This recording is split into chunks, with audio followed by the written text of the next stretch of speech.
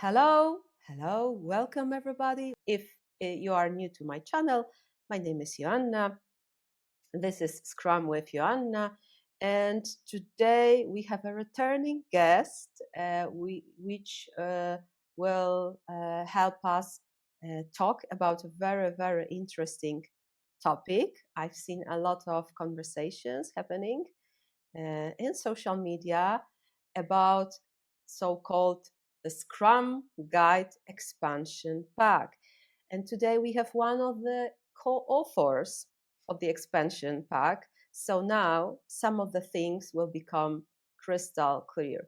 We will talk about certain myths, about certain beliefs, about certain questions related to the future of the Scrum Guide Expansion Pack.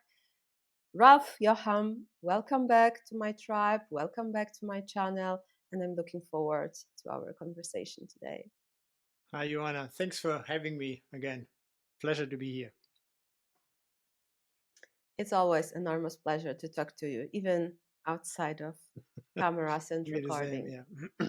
So, Ralph, first things first, what is the Scrum Guide Expansion Pack, when it was created, and why?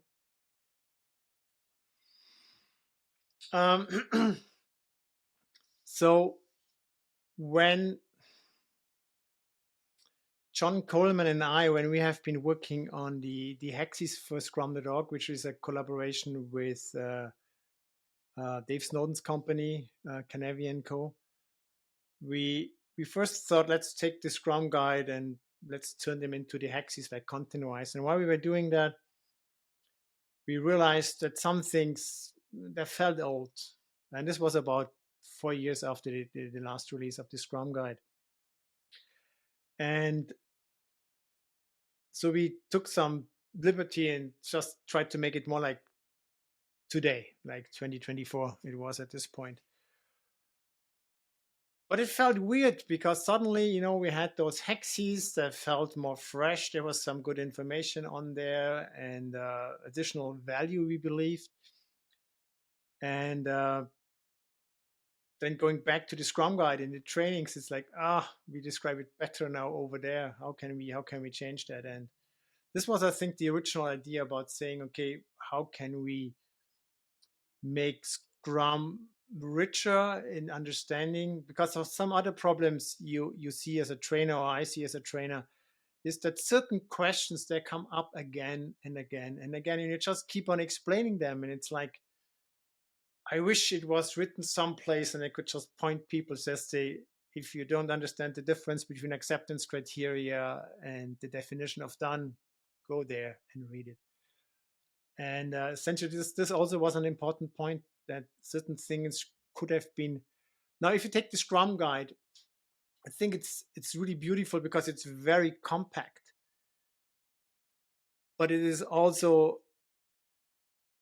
too short in some areas, I think, and some things could benefit from more explanation, kind of things I've just been mentioning. And I think the Scrum Guide, if it couldn't really be 100% clear or agnostic to environment, it doesn't say really anything, and that makes it kind of universally applicable, but also probably not enough information is being provided.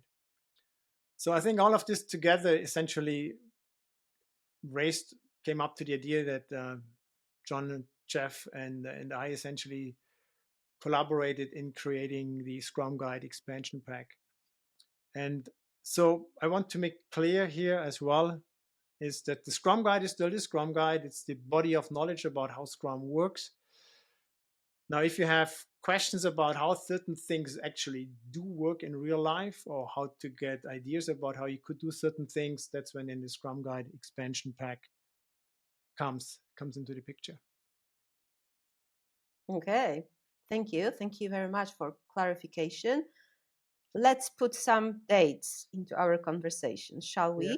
So currently it's August 2025 when we are recording this video.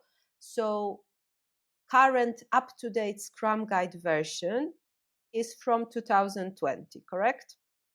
Yes, and I think it is November, if I'm not mistaken. Yeah, it's about I think the close to same. So 5 years. it's like late 2020, right? Yeah. When it comes to Scrum Guide Expansion Pack, when it was released officially to the public? June 11th, I can really remember the date because we said, okay. Um, and so June 11th, we had the first release of it. And I'm saying here, first release by design, because we want to make sure that it's always up to date. Mm-hmm. Now AI is shifting so many things, and we clearly take also a stand on how we think about how AI can be integrated from our experience using we're working with Scrum. So right now we are working on the update in September. So we think about every 3-4 months we want to make an update to it. So the way I think about it, and maybe it's a little bit pushing it really, but it shouldn't be worthwhile to print it out, because once you have it printed out and read, there's probably another version. So every time you think about Scrum applicability, how to do certain things using Scrum, you should always think in scrumexpansion.org. Go there and read something and see, kind of like, have their up-to-date information.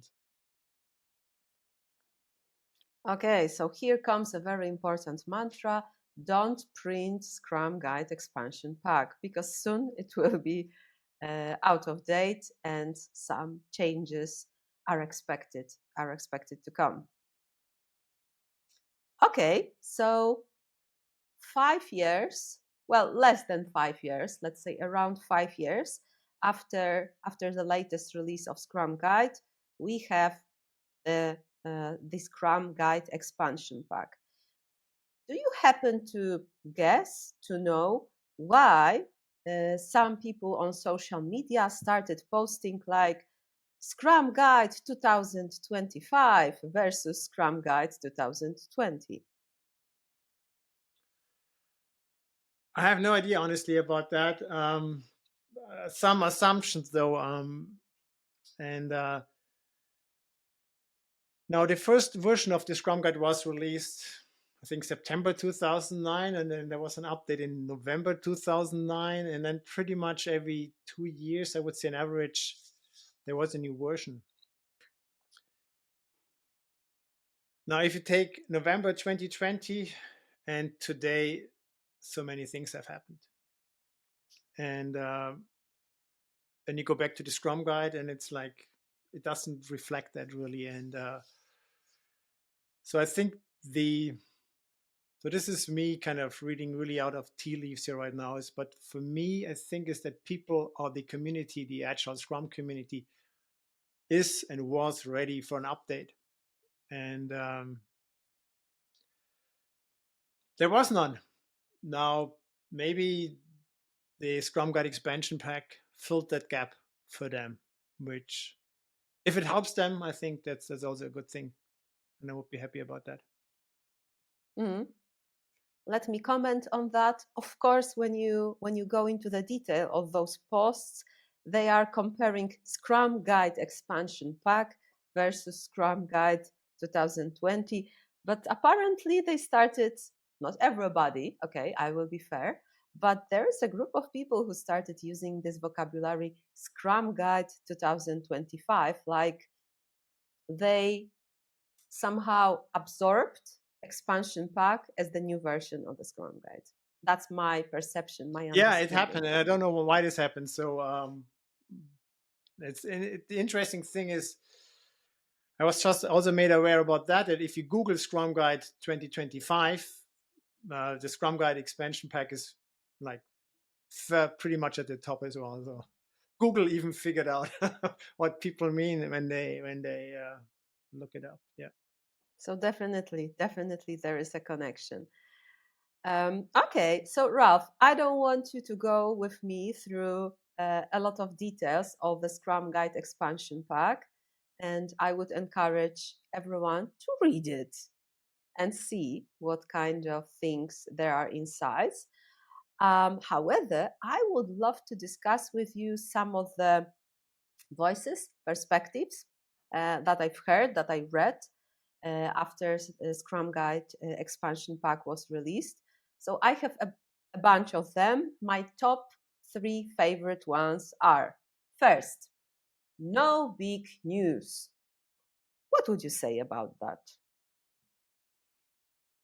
Is it Well, really nothing new? well, if I would go with that, I would just say, yeah, it's not big news. I mean, Scrum is still Scrum. The ideas behind Scrum haven't changed. We just try to make certain things more clear, because if you really think about it, if you read the Scrum Guide 2020, you can read Scrum as a feature factory. Mm-hmm. It's this team over there. We give them a backlog and they work through that. And that's one of the problems, actually, John and I, we have been seeing, and we just decided, okay, bringing in more this product mindset. But so now, maybe going back to no big new news. For us, Scrum hasn't changed. It's still the same thing. But if you read the Scrum Guide Expansion Pack, I think, and if you follow it, it's less likely that your Scrum becomes a feature factory, or Mm-hmm. that you focus more on output than on outcome. And this is kind of also one of the intentions behind that. So if somebody says no big news for me, then I just say, if there's no big news for you in there, great, then you probably have been doing Scrum already well. Good for you. Congratulations. Anybody else, I hope they probably should say something else. Mm-hmm. Mm-hmm. So basically, let me try to paraphrase what I understood and how it connects with my perspective. Maybe no huge, big, enormous news. However, so many people still don't get some of the crucial points, and I think it's a really nice emphasis here, um, consistent with my perspective. Scrum Guide Expansion Pack is more focused on actual value understood as real valuable outcomes, and it's making it very clear several times that there is a difference between output and outcome, and that output is not enough. Absolutely. And actually, this is where we went so far and took the definition of done and broke it into 2 definitions. So now we have the definition of and. Let me, before I dive there, it's kind of like there was always the confusion about increment and product. So product is Mm-hmm. not really mentioned in the Scrum Guide or explained. Yes. It's mentioned but not explained. Now the history is that we work in Scrum iterative and incremental. So increment makes sense, but what is the increment versus the product? So we brought back the product. Mm-hmm. And this is what you basically consume as a user. And that's the outcome. Now I'm taking this product and it helps me do something in half the time, which was really tedious and boring before. Great, it solves a problem. Now to get to that product, there has to be something built internally, and that is the output. Um, and this is kind of not the output, but this is kind of how we think along the lines of with the increment. So now the definition of done, which was in the past more like it's releasable, but this is also a vague term. So now we have the definition of output done, which the increment has to fulfill. And this is really more about engineering quality. So we have built the product in a way that we know it's technically sound, it's changeable, it's extendable, it's properly documented, kind of everything you would expect from a professional engineer to get once you take over a product or you start to join a team. And then we have also the definition of outcome done, which is really there to, because the outcome happens on the user side, but if we do this really well, we should be able to measure it.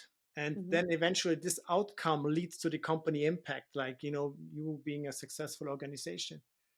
And this is really what we wanted to make clear through the 2 definitions of, we call it now commonly like output done and outcome done. Mm-hmm. And this is for me, again, one of the elements where I just think this is Now, if you follow the Scrum Guide Expansion Pack when you implement Scrum, it's going to be really hard to make products which don't have an impact on the market, which don't help your users and don't create the outcome we are looking for. Nice. So that's the expected outcome of reading and understanding Scrum Guide Expansion Pack. I hope so. I hope so. Well, we got some other feedback as well, but yeah, I mean, this is the underlying intention. And yeah, for example, the other thing is that in the Scrum Guide, acceptance criteria are not mentioned. People are really confused about acceptance criteria, what they are, and they confuse the acceptance criteria with the definition of done. So instead of explaining it, just say, let's explain it once right. Acceptance criteria are for specific features, feature fitness. And now the definition of done, as we said, is now broken apart into the output done and outcome done. So the output done means you have done proper engineering work, and the outcome done is you achieved what you were aiming to achieve with it. Thank you. Thank you so much. Let's go to my next favorite Okay. disappointment, let's say, or comment related to Scrum Guide Expansion Pack, which is it's too long. So currently, the full PDF, if I'm not mistaken, if you download PDF, don't print. Maybe download it. Don't kill the trees, yeah. To just read it on your digital device. Is around 50 pages long, including references, everything. Yeah. So why too long? Why this long? Okay, what is the idea about now the if future? you take out the reference and everything, you're looking at the references because we really try to make sure kind of everything which we are stating is kind of has a reference. So there's something written about it already some other place. So it's, I think, like 6 pages of references along those lines. So it's quite a bit. So and we have additional elements in there as well. We talk about strategy. We talk about complexity in the thinking from the Canadian framework from Dave Snowden, and some other elements as well, like beyond budgeting. And we went to the people. We asked Beate about beyond budgeting if he's okay with what we wrote. We asked Dave Snowden if he's okay with what we wrote, and so on, just to make sure that everything which is in there is sound and correct. But yes, I mean, this is content. This is additional pages. And we have been listening. So now we're working on the update for September. And what will be happening is there will be the core element, the core document, which will probably be around 20 pages without the references. So the current Scrum Guide is 12 pages, so it will be longer. And then there will be additional documents for specific areas. So we will have documents probably around engineering practices, about testing practices, how you can work and implement strategy in a meaningful way, product thinking, and maybe a few other ones here as well. So we are not boxing it in any which way.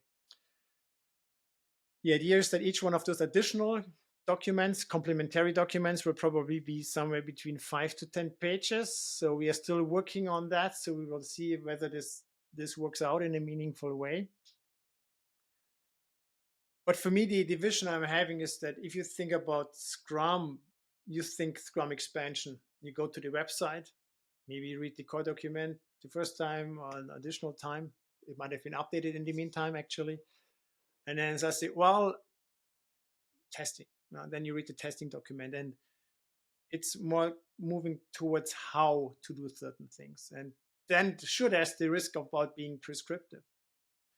However, on the other hand, like in the core document, we talk about quality engineering practices, but not in detail. That's more the why and the what, but then the how would they be more in the additional documents we have in there. And we are now also reaching out to people who have a good reputation in each one of those fields and ask them to participate or to write one of those documents as well.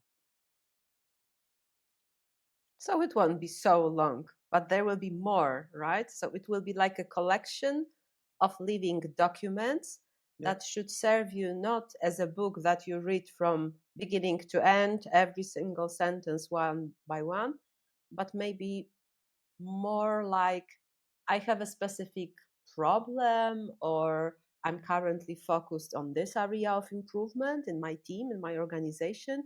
So I take a look at the Scrum Guide Expansion Pack. I connect it with the right corresponding to my problem additional documents, and Mm-hmm. this serves me as some kind of insight, inspiration, and it will be still on relatively high level. So you are not going to say you use, I don't know, this particular tool for managing product backlog, or you have this specific solution to do code review effectively, right? So it's more on how to implement very high level ideas through some practices, tools, ways of working, ways of thinking that we could change. And still, you will not get a very specific answer like, okay, if this is your problem, then go to this website, pay for this tool, start doing it like that, and boom, you are super successful, right? No, there won't be any endorsement to specific tools and some other things. It's more like if you're working in that field, watch out for these things. So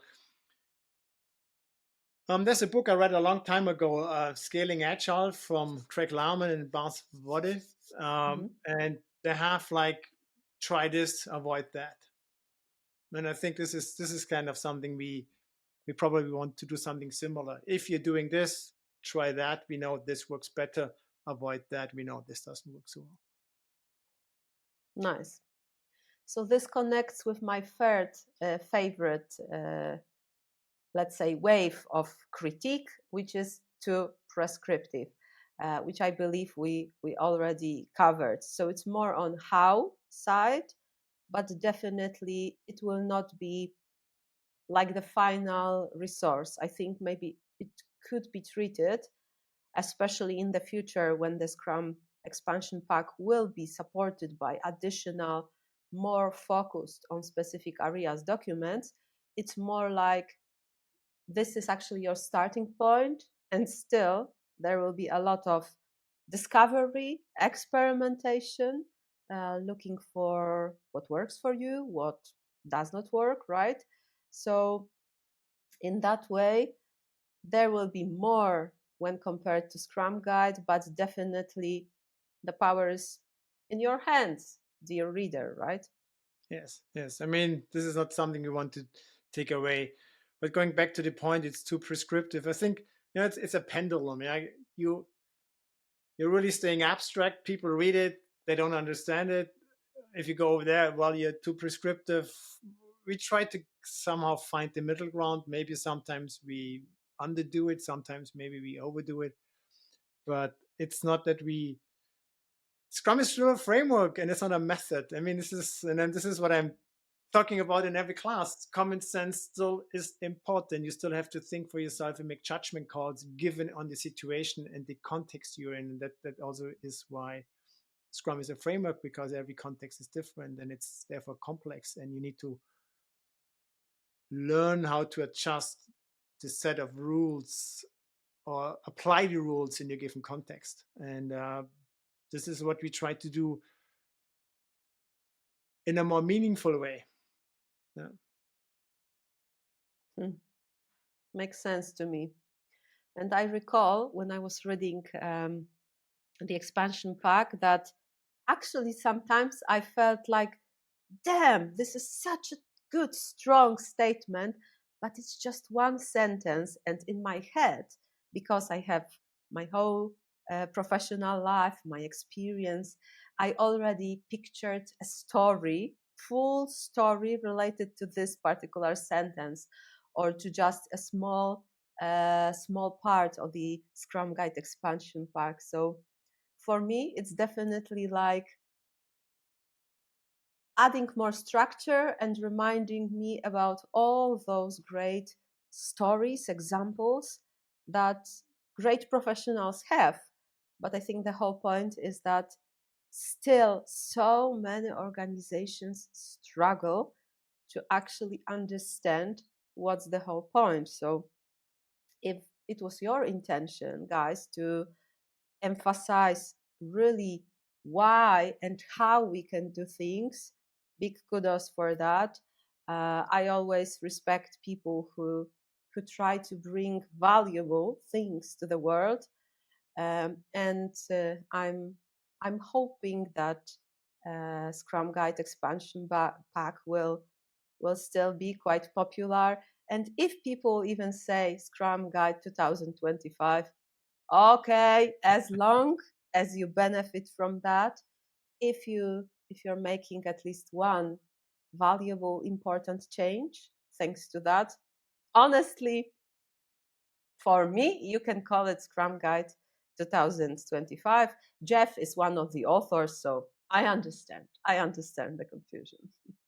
Maybe that's also coming from that because Jeff was also part of the team working on that, providing his insights about everything. Um, Actually, he was the driving force behind the whole AI. So we had AI, so we thought about it, but he said, no, I'm using it every day in these ways. And so it's kind of like he really kind of helped us to get better around these elements as well. Yeah, indeed. So if you haven't read Scrum Guide Expansion Pack yet, my wonderful audience, please take a look, because definitely AI, the perspective on AI, is mentioned there. And by the way, it is also consistent with how I see it. I really love that you guys mentioned the topic, made some important statements, and also big kudos for pointing out who still remains accountable for the results of the work. So I think it's a really important voice in that matter. Yeah. Okay. So, Ralph, we've learned about the past. We talked a little bit about the present. We talked a little bit about the future. So, the upcoming release is forecasted for September, Yes. right?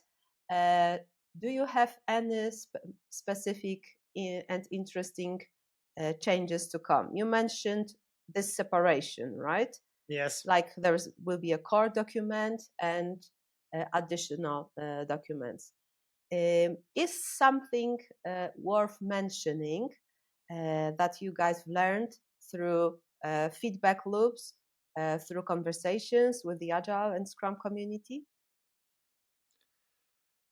I mean, what we found really interesting is that translations were really quickly taking off. And we have already Spanish and Farsi on there. German is ready. Polish is ready, so far as I know. However, because we want to make sure the translations are of really good quality, so we demand that every translation gets 5 reviews before they basically can go live. I mean, you can see them already on the staging areas and things like that. So everything is on GitHub, total transparency. Like you can even go there and look the project board John and I have set up to the things we're going to work through and everything.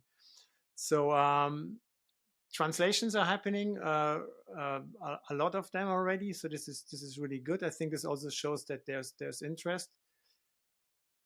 And what we still get feedback is from people saying it really helped me.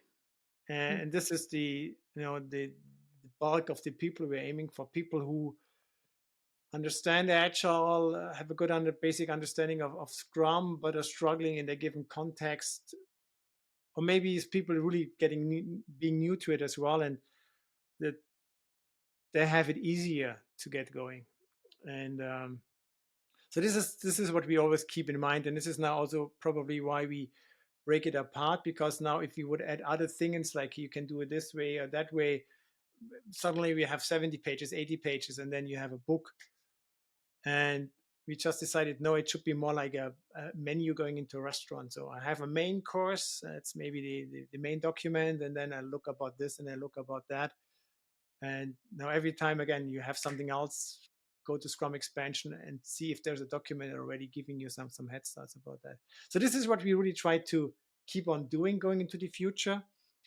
But also we got some feedback about some sentences a little bit weird to read or could be misunderstood. So we are working through these ones here as well right now too. So it kind of like keep the quality up. But on the other hand, every sentence which is in there, and this honestly was lots of work. So writing those 50 pages was about the same amount of work as writing my book together with Don, which has like 300 pages something. Every sentence has been on scale, being going forward and backward, because we knew the audience will be really critical. So um, done our homework in that field as well. So now every time we change something, we really want to make sure we keep it at least at the same level, maybe hopefully improve it, but don't lower the bar. So this is also kind of what we want to make sure. Okay, thank you so much. If I may comment on that, I think that we should, as agilists, Scrum experts, we should remind ourselves done with sufficient quality is better than perfect, and perfection is not the best friend, right? So, eating our own dog food, I think that you are doing the right work. So, try to keep quality at certain level, but at the same time, do not postponing releasing the work, because without that, it's like on one hand keeping precious things to yourself, like my precious, right? But at the same time, how we are supposed to learn, right? What could be the best next step for the Scrum Guide Expansion Pack? So everything works as it should, right? Continuously learning and expecting changes to come. Yeah, yeah. Perfect is the evil of good enough. And now I think for now it's easier because it's out there. The collected feedback, we know how well it was received on the market. I mean, the first time we had 8 rounds of reviews, and every review we went through it like um, so every round of reviews went out to a couple of people. So we got like, let's say every round on average like 5 people, and every incorporating of that. After round number 2, we pretty much rewrote the whole thing. So we really went through that due diligently, and I think now since it's out, and again I see that what it's received, it's easier to make an update here and there, and because also that it's a living document that yeah, it's easier, not just us see now it's going to be printed and it's not going to be reprinted for another 5 years or something like that. It's like, okay, let's change it. So let's change it. And no, I'm not asking now for changes in the Scrum Guide Expansion Pack. I'm encouraging you, our wonderful listener, to try to change something. Maybe Scrum Guide Expansion Pack will give you just one little tiny inspiration, and this might be just enough to bring something valuable to your work, to your team, to your company. So, having said that, thank you very much, Ralph, for accepting my invitation. Thank you for your honesty, for your time and commitment to our conversation. For me, it was very valuable, and definitely I've learned a lot about the whole context of the Scrum Guide Expansion Pack. Thank you. Thanks for having me on. And maybe after the next release, you want to invite me again. I like it. I like it Yeah. very much. Maybe this is what we should do. So definitely, I'm looking forward to listen from you, everybody. Let me know in the comments. Feel free to write messages if you want more about how Scrum Guide Expansion Pack is evolving. I'm happy to do that for you. As you see, Ralph already invited himself, once again. So we So are I volunteered myself. Yeah. almost fully set up. So once again, Ralph, thank you very much. Thank you, everybody. Please come back to me and enjoy your day, enjoy your night. Bye. Bye. Bye. Bye.